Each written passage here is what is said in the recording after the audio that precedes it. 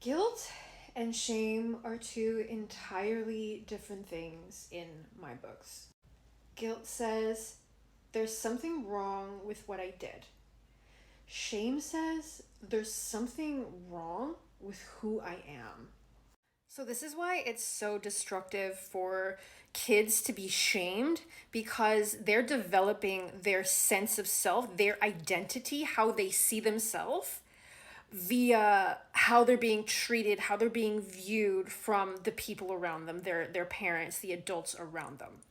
And a parent doesn't need to say the words like, what the heck is wrong with you, for the child to get a clear message that they should be ashamed of themselves.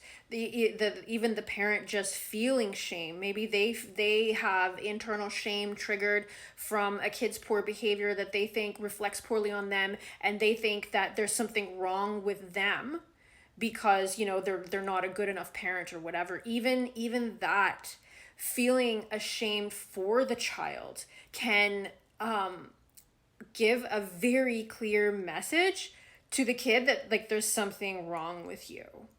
And nothing's ever wrong with a child, right? Kids, they come out completely perfect. They don't have to be anything or do anything to be completely and entirely worthy and perfect. This continues, this worth throughout our lives. No matter how much damage is done to a kid or how much poor behavior comes from the damage, it doesn't detract that they're worth, that there's nothing wrong with them. There's something wrong with the way that they've been treated. There's something wrong with the things that they're doing. And when we get to being adults, I think there are bad people in this world. And I think bad people, the way that I define them, are people who do wrong things to other people, who hurt other people, and don't take any responsibility for that. Therefore, they're not feeling shame. Even the people who actually are bad, that there's something wrong with them, they're not actually feeling shame. And if you are feeling guilt, then you are inherently not a bad person. So there's nothing wrong with who you are. We all make mistakes. We all do ridiculous things, especially when we're coming from a background where we haven't been treated perfectly. There's a reason that prisoners are required to take some kind of responsibility for their crime and show remorse in order to get parole, because showing remorse shows that you're probably not going to be a repeat offender. Like, there's not something wrong with you, there's something wrong with what you did, and you can take accountability for that, which means like you're not a problem. So just the very fact that you feel a sense of guilt or shame over what you did tells me that there's nothing wrong with you. There's something wrong with what you did. And some of us, we have big lessons to learn. Some of us have big mistakes to shoulder the burden of. And I mean, there's nothing that we can do about that, right? The past is what it is. What we can do for ourselves is give ourselves the grace to understand that like shame is not appropriate for anybody to feel, because even the people that should feel ashamed, they don't feel ashamed. So shame doesn't have any place in your life. It doesn't matter how bad the things that you did were.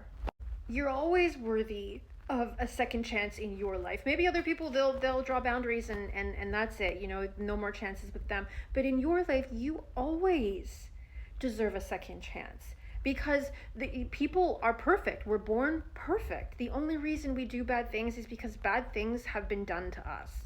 And if one of the bad things that had been done to us is that we were shamed in childhood, then we carry that shame into our adulthood. And every bad thing that we do, it serves as kind of like a justification for the shame. So even though the shame, feeling that there's something wrong with us, is like an original shame, it came when we were completely innocent children.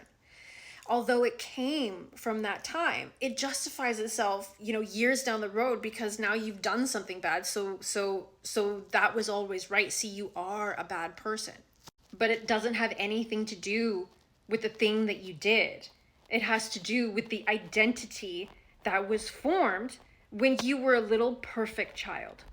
So I think that if you still have to walk through the fire of consequences coming back to you over decisions that you made that were not ideal for you, for other people, whatever, I have two words for you: energetic integrity. You're going to pick yourself up. You are going to align with the person that you want to be, the person that doesn't do that kind of thing anymore. And you are going to walk with that class, with that grace, through that fire, knowing yourself, knowing that you are better than that, aligning with the wisdom you gained from making that mistake and the power that you have mustered to never make that mistake again.